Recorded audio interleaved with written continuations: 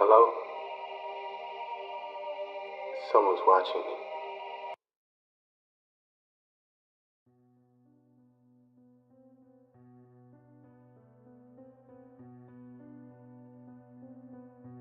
In 1984, an old widow lady lived by herself in a two-story house. She was completely immobile and bound to her wheelchair.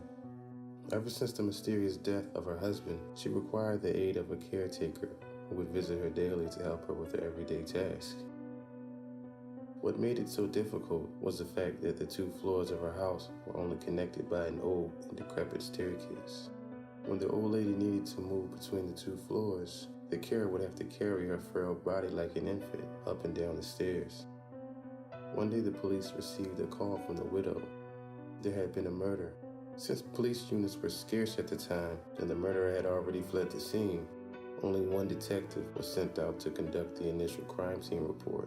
He arrived to see the carer's body splayed out on the floor with her vocal cords ripped out in a pool of blood on the first level of the house. The lady sat atop the staircase in her wheelchair watching him, still and silently, seemingly in shock. He could immediately rule her out as a suspect due to her inability to move up and down the stairs, and because she was trapped up there the time the murder took place.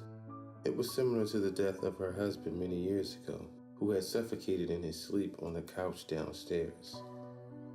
The detective put on his gloves, took photos, swabbed for evidence, and covered the body until the coroner arrived later. All routine business. He swept the entire first floor for any clues, then asked the old lady if he could look upstairs.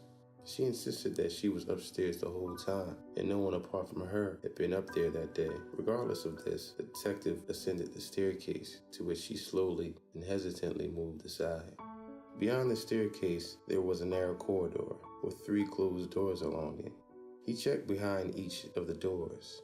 The empty bedroom, nothing. The bathroom, nothing.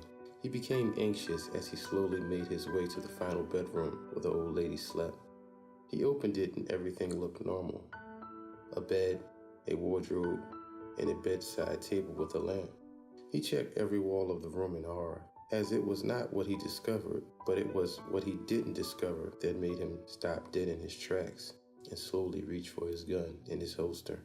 It was a detail so minor that they had completely overlooked it on the last investigation of the husband's death. There was no phone upstairs.